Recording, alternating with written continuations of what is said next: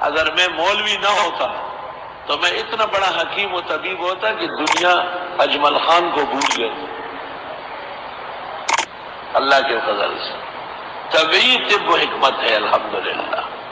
جس شخص کو معدے کا عارض آئے جس طرح بھی، وہی گیس ہے، وہی پیٹ میں درد ہے، وہی دید میں دودھی گی، دید میں دودھی گی، وہ لگے وہ دودھے چنے دودھی جانا.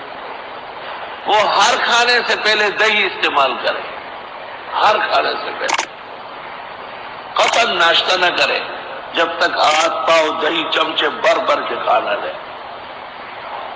دوپہر کا کھانا 1 پاؤ دہی، رات کو کھانے سے پہلے، اس کے بعد پائے کھاؤ، مغز کھاؤ، ہوجڑیاں کھاؤ، بٹے کھاؤ، جو چاہو زہر کھاؤ، سینکا کھاؤ.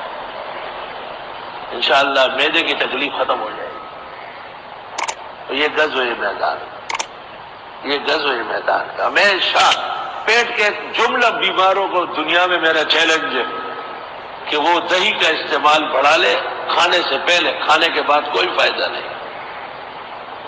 سب سے پہلے آنتڑی اس سے بھر جائے، ایک حد تک نرمی آ جائے گی، طاقت آ جائے گی. اس کے بعد جو آلو چاول دال ساگ جائے گا آنتڑی میں، طاقت آ جائے گی ہضم کرنے کی.